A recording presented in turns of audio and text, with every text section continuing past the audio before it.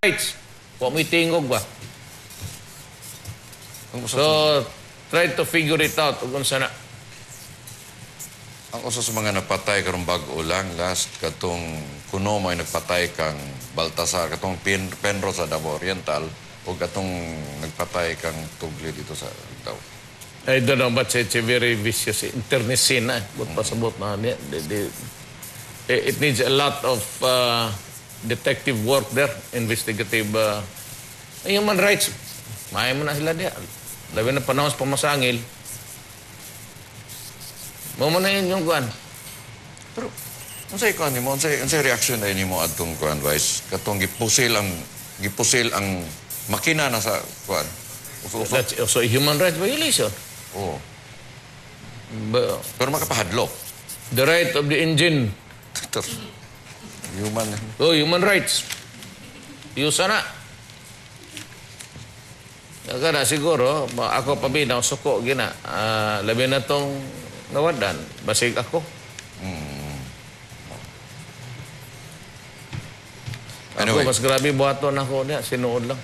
O anak ka balasubas nga sige naghangyo ang taga-gobyerno nga undangan ninyo na inyong damay lamang tao mga inosente. Tinuyo na na eh. Di na aksidente, tinuyo na. Ginustog gina ninyong mamatay ang mga tao. It's no longer actually negligence. It's bordering with malice. Intentional homicide ng inyo. Tinuyo ninyo na.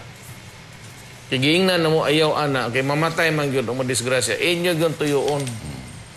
Running at great speeds. Pag-impact ana, ang tao na sulod, putaw, simintong, bunal-bunal na. Wagay. Nang nirapay ni Goku sa namatay. Ay mga human rights, apil pa na ba? Apil na sa inyong trabaho ang violation. Ang anong di mo mapod mo utana ng anong anang klase mga tao? Why, anong di mo mo-investigar po anong ana ang anong mga why don't you go out of your way to investigate?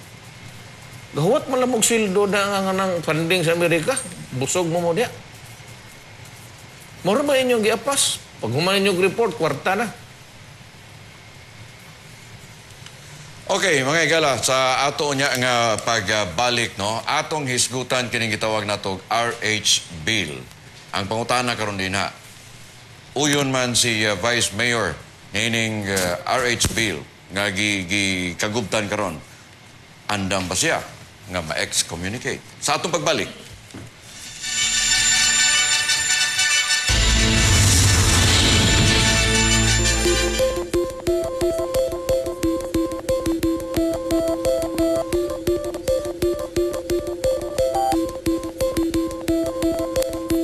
With more than 300 great shops under one roof, ample parking, and a festive atmosphere, shopping is more convenient and fun at Gaisano Mall of Davao. Gaisano Mall of Davao makes your shopping extra special.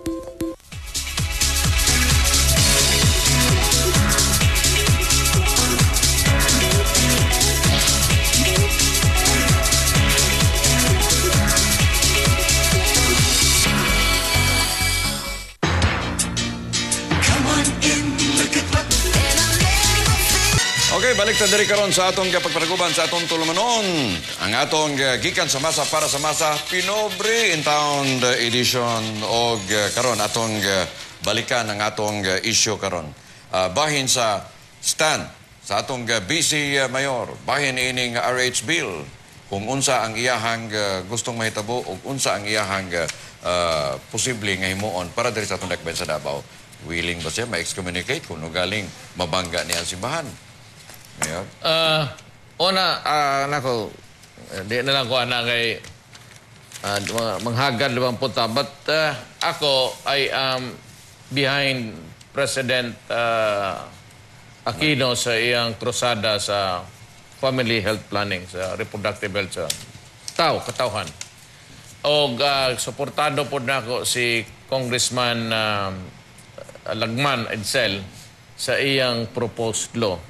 Mga kaigsuunan ko, actually, kita sa siyudad sa Davao, nag-una na atong reproductive health bill ni adto o katong ordinansya, wala to mo pasar dayon kay di nagkaguliyang.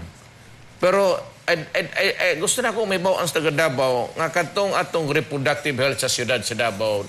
Nilusot ko sa City Council, usaray ni abstain si Mata. Tanan ang 23 kabuok nga mga konsehal. O yun.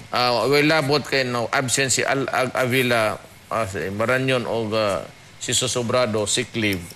Tanan ni buto. Nag-unata sa national government. Na gipirmahan ako tong balaod March 22, year 2010. Nag-una na ta. Wala pa ng national na anata. Karon unsa may nakabutang ri. Ako lang basahon o dinalian ang mga principles. Declaration of Policy. Morning sa siyudad sa Davao. Unsa man ni? Ako, okay, in English man. It shall be the policy of the local government of Davao City to protect and promote the right to health of the people, particularly women, ensure their access to health services and facilities, and instill health consciousness among them. The local government of Davao City shall actively contribute to the establishment of a national and international economic order based on sustained equitable growth and balanced ecology that any development effort towards should enhance the woman's full potential, uplift their status, and lead to the improvement of the equality of their lives, their families, and of their communities. Towards this end, the local government of Davao City shall adopt reproductive health care approach at all levels of health care delivery, which integrates many issues not previously considered, such as population, sexuality, reproductive tract health, such as tract infections, gender power relations, and domestic violence, and shall include, muna ha, ang atong balaod, the law must protect the sexual and reproductive health of men no less than that of the women. But because women bear the burden of gestation and their lives and health are at more of at stake in pregnancy and childbirth than those of men, women are more centrally concerned than men in legal protection and promotion of reproductive health. Women have the right to the necessary knowledge and means